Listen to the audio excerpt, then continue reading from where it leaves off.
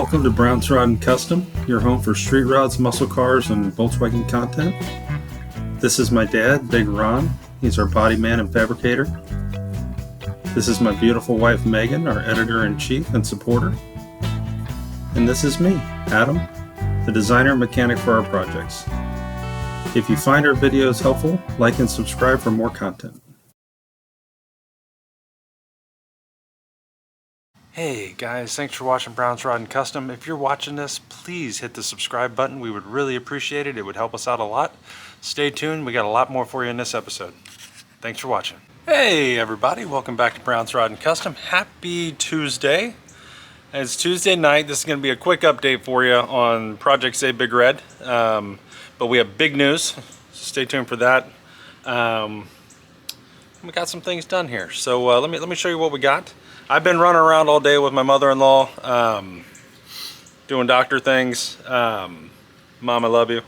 But Big Ron has been here working on Project Say Big Red, and I want to show you what he's gotten done and what we actually just got accomplished here like 5 minutes ago. So check this out.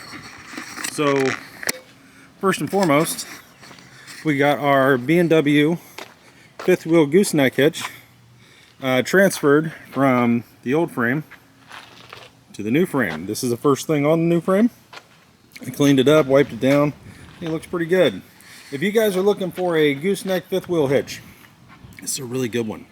It works amazing, and it's super heavy duty. That's what it is. B&W turnover ball gooseneck hitch. Super easy to install, and it just, damn thing just works. So if you're looking for one, there's one right there that might work really good for you. Now, what did Ron get done today? Let me show you here. Let me get around all this stuff. Okay, Big Ron got, as you guys remember, the EGT gauge unbolted here. You got these hoses here unhooked. One that went to here, one that went to here. They are unhooked. He also got the Hydro Boost lines unhooked. These guys here. These two, okay, they went right here. You also got this hose unhooked, which is somewhere down here. I think it's that one. He also took this cover off and unhooked the throttle cable. Got that undone. All the gauges that are on this pillar pod here are unhooked. So that's going to be your boost gauge, your EGT gauge, which would be exhaust gas temp, and your trans temp. All of those are unhooked. He's in the middle of doing the emergency brake.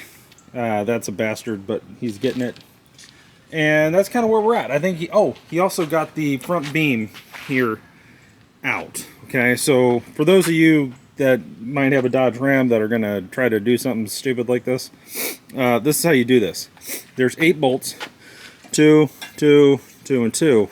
You would think, in Dodge's infinite wisdom, that it would just slide out. It does not. So the only way to get this out, there's 2 ways. One, remove the entire structure, take the fenders off, and pull it out that way. You can do that, but it's hard to get lined up correctly, and we're not going to do that. So the other way was to make a relief cut here, like so, right?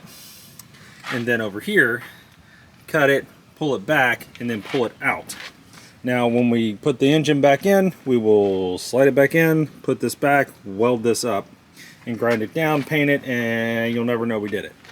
And that's, you know, that's good enough. So that's where we're at here. Now let's get to that big news. Got to talking with the transmission guy and my wife last night, and we are going to probably in the next 2 or 3 weeks take the transmission out of this and take it over to our local transmission guy, and he's going to do a stage 1 transmission build with a billet single stage torque converter. So this should be able to handle more power, more torque, and so on, which is important because I want to put an upgraded turbo on it. Stock appearing upgraded turbo, right? So it's got bigger, better internals, so on and so forth. Blah, blah, blah. More boost, more power, yay. That's what we're looking to do here at some point, not right now. But getting that transmission done is a big deal. This truck's got 230,000 miles on it. We've adjusted the bands on it several times already. It does what it's supposed to do. Most recently, I've noticed it not wanting, like if you put it in reverse, it might not go in reverse. Feels like it's in neutral for a second, and then you kind of got to put it back in park and then go back in, and then it engages. Stuff like that.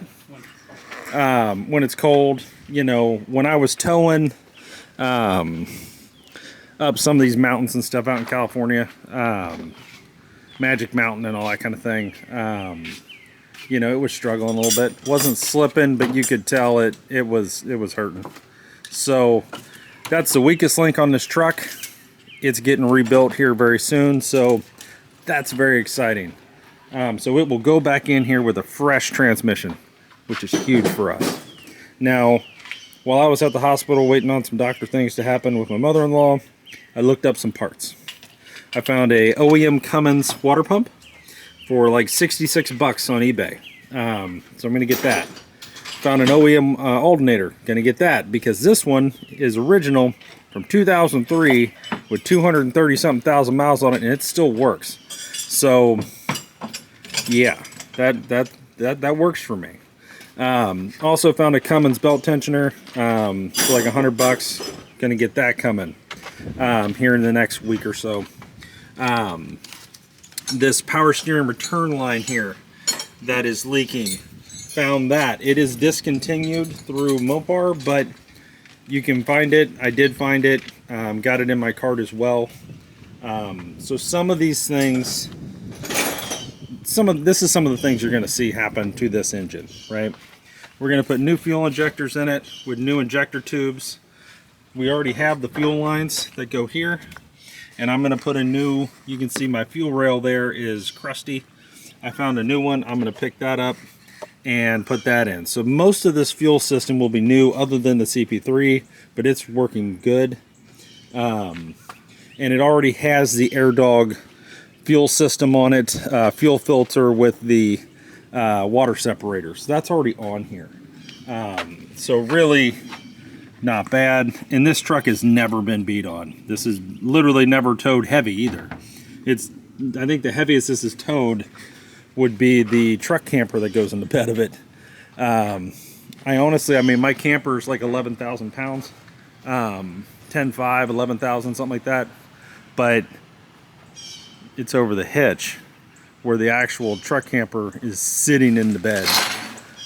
So this has never hauled 3 and 4 cars or bobcats or backhoes or any of that kind of thing. So I think we'll be okay.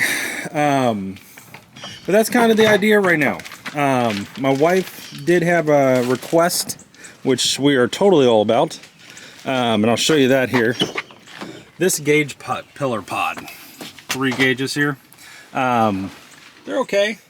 They're extremely bright when you're driving, and you hit your hand on them. So I'm going to take this out, put the stock one in, and do a Banks iDash on here. So that's going to happen.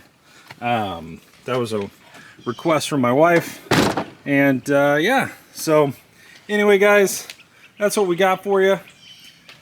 Thanks for watching. If you're watching this, please like and subscribe, and we will be right back at it tomorrow trying to get this cab in the air. So stay tuned for that. Tomorrow might just be the day. Thanks for watching, guys.